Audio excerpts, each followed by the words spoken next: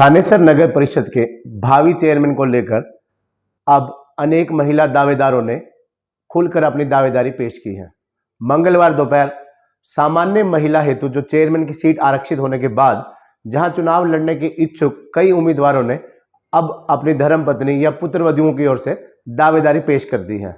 वहीं अभी आने वाले दिनों में और कई नाम भी सामने आने की उम्मीद है।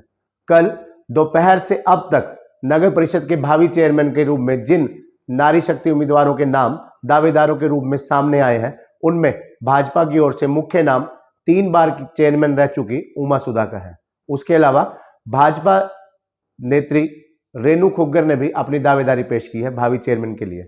वहीं अगर कांग्रेस पार्टी की बात करें तो कांग्रेस पार्टी की ओर से संभावित दावेदारों में वार्ड 26 से 2 बार पार्षद रह चुकी संदीप टेका की धर्मपत्नी नवनीत टेका ने दावेदारी पेश किया है। नवनीत टेका 2 बार वार्ड 26 से पार्षद रह चुकी हैं। वे पढ़ी लिखी हैं, MA BEd है, वहीं मजबूत दावेदार भी हैं। वहीं उनके अलावा वार्ड नंबर 9 से पार्षद सुदेश चौधरी ने भी अपनी मजबूत दावेदारी पेश की है। वे पिछले 5 सालों से लगातार जनहित मुद्दों को उठाती आई हैं।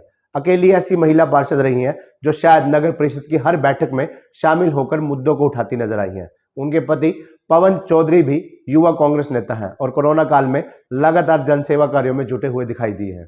वहीं वरिष्ठ कांग्रेस नेता नरेंद्र शर्मा निंदी की ओर से भी उनकी धर्मपत्नी वार्ड नंबर 3 की पार्षद परवीन रानी और उनकी पुत्रवधू डॉक्टर संध्या शर्मा ने भी नगर परिषद के भावी चेयरमैन के रूप में अपनी मजबूत दावेदारी पेश की है। उनके अलावा अशोक शर्मा पहलवान ने भी अपनी धर्मपत्नी नीरू शर्मा की ओर से थानेसर नगर परिषद के भावी चेयरमैन के रूप में उनकी दावेदारी पेश की है। ऐसे में आने वाले दिनों में और कई नए नाम भी सामने इसलिए आएंगे क्योंकि अभी आम आदमी पार्टी और इनेलो की ओर से भी चेयरमैन के उम्मीदवार सामने आने बाकी हैं। साथ ही कई आजाद उम्मीदवार के रूप में भी अपना भाग्य जमाने के लिए चुनाव मैदान में दिखाई देंगे। ऐसे में नगर परिषद चेयरमैन का चुनाव जो है इस बार रोचक होने वाला है, इस बात में कोई दो राय नहीं है।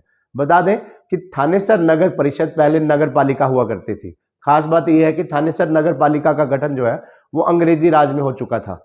थानेसर म्यूनिसिपल कमेटी सन 1887 में वजूद में आ चुकी थी और उसके करीब 107 साल बाद जाकर उसे थानेसर नगर पालिका की जगह थानेसर नगर परिषद का दर्जा मिला था, जिसके वर्ष 1995-96 में हुए जो चुनाव हुए थे उनमें जो वर्तमान विधायक सुभाष सुधा है वो नगर परिषद के चेयरमैन चुने गए थे। उसके बाद दूसरी बार वर्ष 2000 में जो चुनाव हुए थे उनमें कांता सिंगला इनेलो समर्थक के रूप में नगर परिषद की चेयरमैन सर्वसम्मति से चुनी गई थी। उसके बाद 2005 में जो चुनाव हुए थे उनमें उमा सुधा जलेश शर्मा को हराकर चेयरमैन चुनी गई थी। वर्ष 2010 के चुनाव में भी वे लगातार दूसरी बार चेयरमैन बनी थी। वर्ष 2015 के चुनाव में भी वे लगातार तीसरी बार चेयरमैन बनी थी। ऐसे में अब की बार भी भाजपा की ओर से उमा सुधा जो है मजबूत दावेदार के रूप में नजर आएंगी। वे 2005 से 2021 तक लगातार 3 बार नगर परिषद की अध्यक्षा रह चुकी हैं। लगातार 16 वर्षों से नगर परिषद के अंतर्गत आने वाले सभी वार्डों में वे सक्रिय हैं। महिला आरक्षित सीट होने के बावजूद उमा सुधा को टिकट देना भाजपा के हित में ही होगा, क्योंकि ये तो तय है कि पार्टी कोई भी हो जिताऊ उम्मीदवार को ही चुनाव मैदान में उतारना चाहेगी। ऐसे में थानेसर नगर परिषद सीट जो है वो भारतीय जनता पार्टी संघ और उनसे जुड़े तमाम सहयोगी संगठनों के लिए महत्वपूर्ण सीट है। जीत भी महत्वपूर्ण है। ऐसे में इस महिला सीट पर उमा सुधा से ज्यादा भाजपा के लिए कोई अनुभवी और जिताऊ नाम फिलहाल कोई नहीं है जिस पर पार्टी जो है वो दाव लगा सके। भविष्य में भी अगर भगवान न करे अगर ऐसी स्थिति पैदा होती है कि पार्टी किसी कारण से उमा सुधा की जगह किसी और महिला को अगर चुनाव मैदान में उतारती है, उन्हें टिकट देती है, ये तो तय है कि सुधा जो समर्थक है, उनसे जुड़े कार्यकर्ता हैं, उनके करीबी हैं, मित्रजन हैं, परिवार के लोग हैं, उमा सुधा को हर हाल में चुनाव मैदान में उतारेंगे। ऐसी स्थिति में भी वे अन्य उम्मीदवारों पर भारी पड़ती नजर आएंगी। अगर हम वार्ड वाइज नगर परिषद की स्थिति पर नजर दौड़ाएं तो 31 वार्डों में से करीब 20 पार्षद जो है वो ऐसे हैं जो सुधा खेमे से जुड़े हुए हैं, जिनकी आस्था विधायक सुभाष सुधा के प्रति है, जिनकी पार्टी भी सुभाष सुधा है और नेता भी सुभाष सुधा है। और इन पार्षदों का तो एक ही कहना है कि जहां सुधा वहां हम। ऐसे में लगभग 20 पार्षद हैं जिनके वार्ड में मतदाताओं की संख्या लगभग 3000 के करीब है और हर पार्षद अपने काम और सुधा की छवि की बदौलत 1000 से 1500 वोट गारंटी के साथ लेने का दावा करता है। यानी अगर सुधा का जो प्रत्याशी होगा, सुधा ग्रुप का जो प्रत्याशी होगा, वो 20 से 25,000 कन्फर्म वोट के साथ स्टार्टिंग करेगा, भले ही उम्मीदवार साहिल सुधा क्यों ना होते। अब जबकि महिला सीट आरक्षित हो चुकी है, ऐसे में उमा सुधा के साथ उनका परंपरागत वोट बैंक, पार्टी का वोट बैंक, समर्थक, पार्षदों की वोट, जिन संस्थाओं के साथ वो जुड़ी हुई हैं वो वोट और अन्य माध्यमों से मिलने वाला तमाम वोट बैंक उमा सुधा की जीत का आधार था और रहेगा। उमा सुधा भाजपा की सीट पर चुनाव लड़कर चौथी बार जो है नगर परिषद चेयरमैन का इतिहास रच सकती हैं।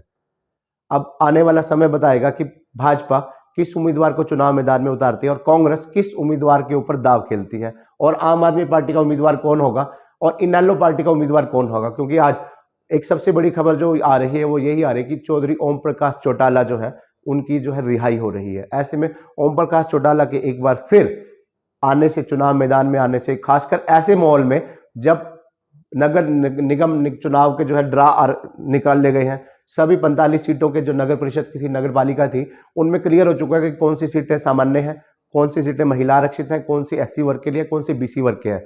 इसमें कल जो ड्रा निकाला गया है, इसमें एक बात तो तय है कि आने वाले दिनों में राजनीतिक जो सुगबुगाहट है वो शुरू हो चुकी है।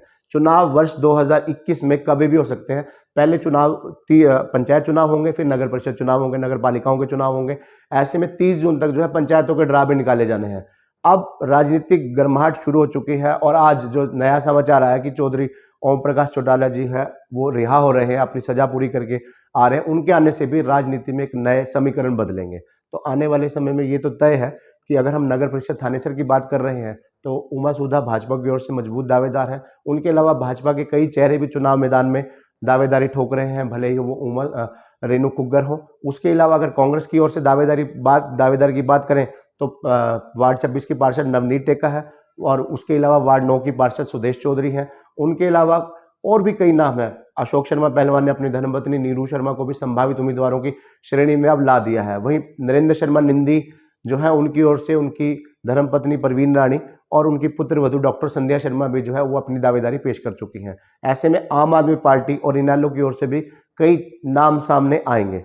कुल मिलाकर इस बार थानेसर नगर परिषद का जो चेयरमैन का चुनाव है वो रोचक होगा। आने वाले दिनों में फिर आपके साथ जो नए चेहरे आएंगे, नई दावेदारियां पेश करेंगे, किस आधार पर कैसे क्या समीकरण बदल सकते हैं, इन खबरों के साथ एक बार फिर आपसे रूबरू होते रहेंगे। तब तक धन्यवाद।